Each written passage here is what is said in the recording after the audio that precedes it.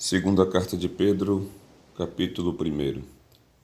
Simão Pedro, servo e apóstolo de Jesus Cristo, a todos vocês que por meio da justiça de nosso Senhor Deus e Salvador Jesus Cristo receberam a fé que é preciosa como a nossa.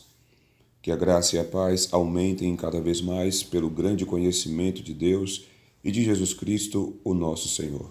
Porque à medida que vocês o conhecerem melhor, Ele lhes dará, por intermédio do seu grande poder, tudo quanto vocês necessitam para viverem uma vida cheia de piedade.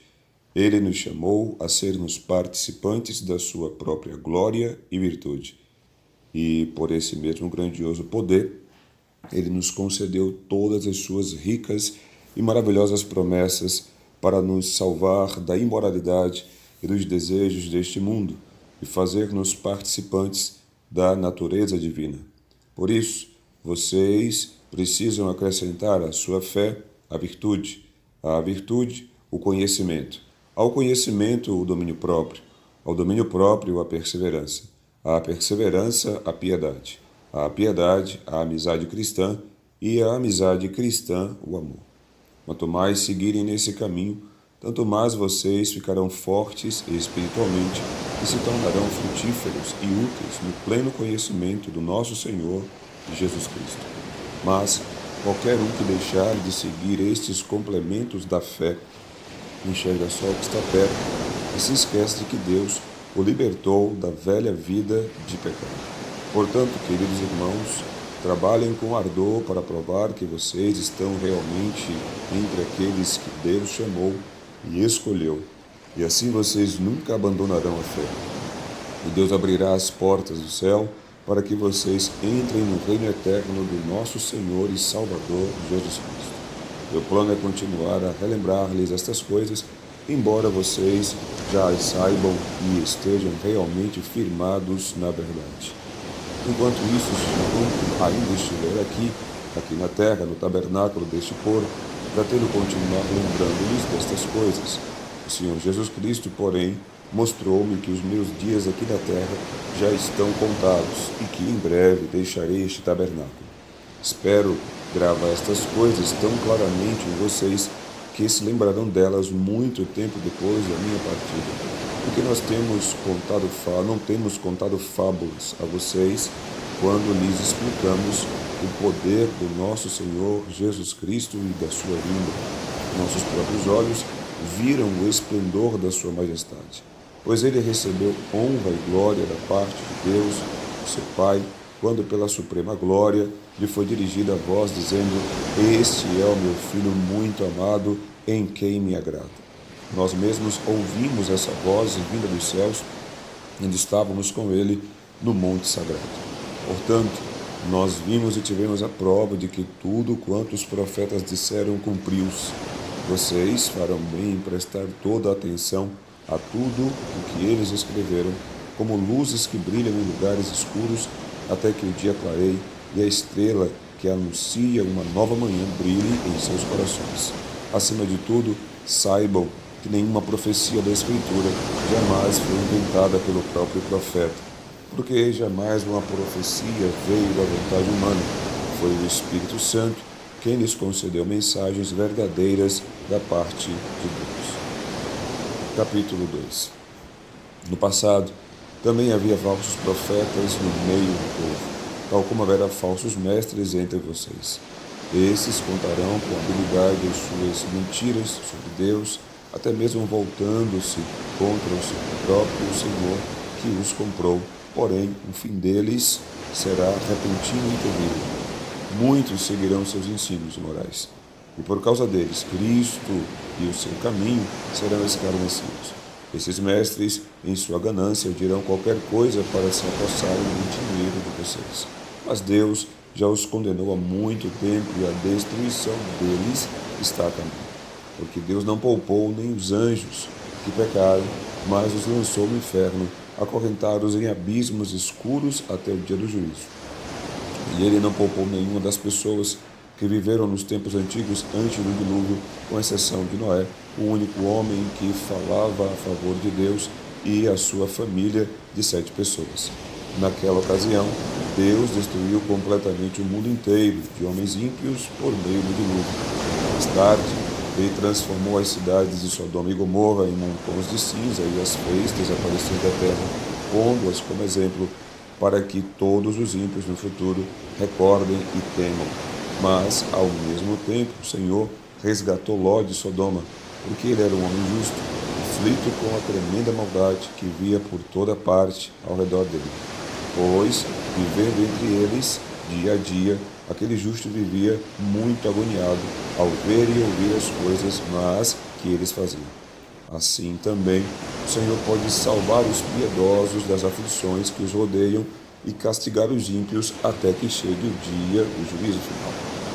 Ele é particularmente severo com aqueles que seguem os seus próprios pensamentos imorais de natureza pecaminosa e aqueles que são orgulhosos e obstinados e se atrevem até a zombar dos seres celestiais sem ao menos estremecer.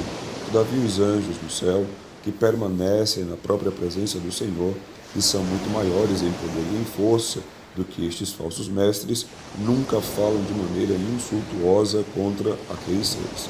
Mas os falsos mestres são insensatos, são criaturas irracionais. Eles fazem tudo o que lhes dá vontade, nascidos somente para ser apanhados e destruídos. Riem-se daquilo que não entendem. Por isso, eles serão destruídos pela sua própria corrupção.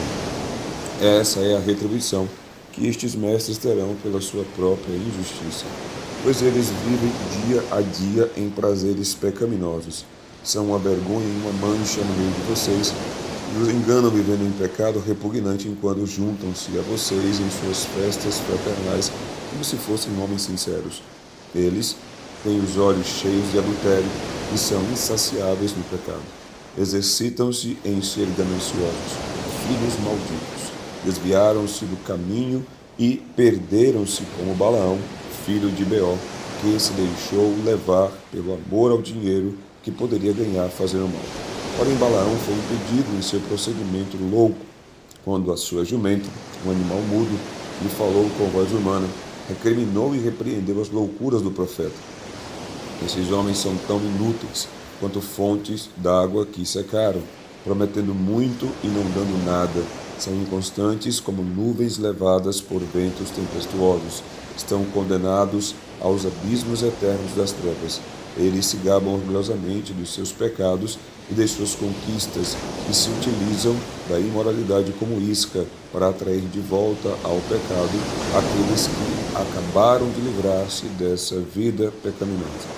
Prometem liberdade a essas pessoas, mas eles mesmos são escravos da corrupção, porque a pessoa é escrava daquilo que domina. Pois, quando uma pessoa se livra dos caminhos pecaminosos do mundo, ao aprender acerca do nosso Senhor e Salvador Jesus Cristo, e depois se deixa emaranhar pelo pecado e se torna novamente escrava dele, fica em pior estado do que antes. Seria melhor nunca ter sabido nada acerca do caminho da justiça do que aprender a respeito dele e depois disso dar as costas aos mandamentos santos que lhe foram dados. Há um velho ditado que diz o seguinte: o cachorro volta a comer a comida que vomitou, e ainda a porca é lavada apenas para voltar e revolver-se de novo na lama. Isto é o que acontece com aqueles que se voltam novamente para o seu próprio pecado. Capítulo 3. Esta é minha segunda carta a vocês, queridos irmãos, e em ambas eu tenho procurado relembrar-lhes fatos que vocês já conhecem. Fatos que aprenderam dos santos profetas e de nós, os apóstolos, que lhes levamos as palavras do nosso Senhor e Salvador. Em primeiro lugar, desejo lembrar-lhes que nos últimos dias haverá escarnecedores que farão todo o mal que eles mesmos puderem imaginar e se virão da verdade. Esta será a sua maneira de argumentar.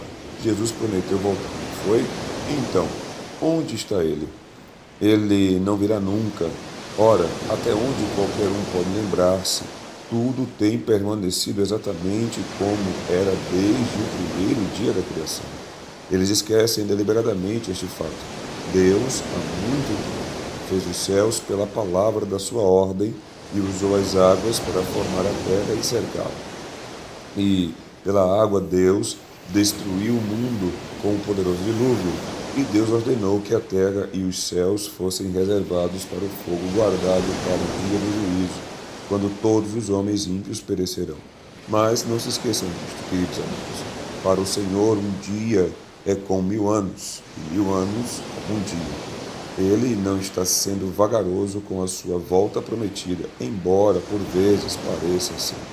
Mas ele está esperando com paciência, porque não quer que ninguém pereça, e está dando mais tempo para os pecadores se arrependerem.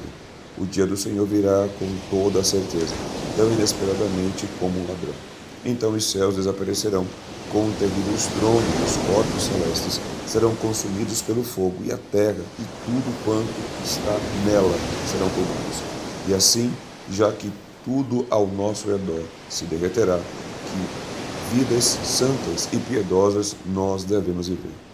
Vocês devem aguardar ansiosamente aquele dia e apressá-lo, o dia em que os céus serão destruídos pelo fogo, os elementos se derreterão e desaparecerão em chamas. Nós, porém, estamos aguardando ansiosamente a promessa divina de novos céus e nova terra, depois disso tudo, onde habita a justiça. Queridos amigos, enquanto vocês estão esperando que essas coisas aconteçam, esforcem-se para viver sem pecar e andem em paz com todo mundo, inculpáveis, a fim de que ele se agrade de vocês quando voltar. E lembrem-se, porque ele está esperando. Ele nos está dando tempo para anunciar a sua mensagem de salvação aos outros. O nosso amado irmão Paulo já falou com grande sabedoria acerca dessas mesmas coisas em muitas de suas cartas.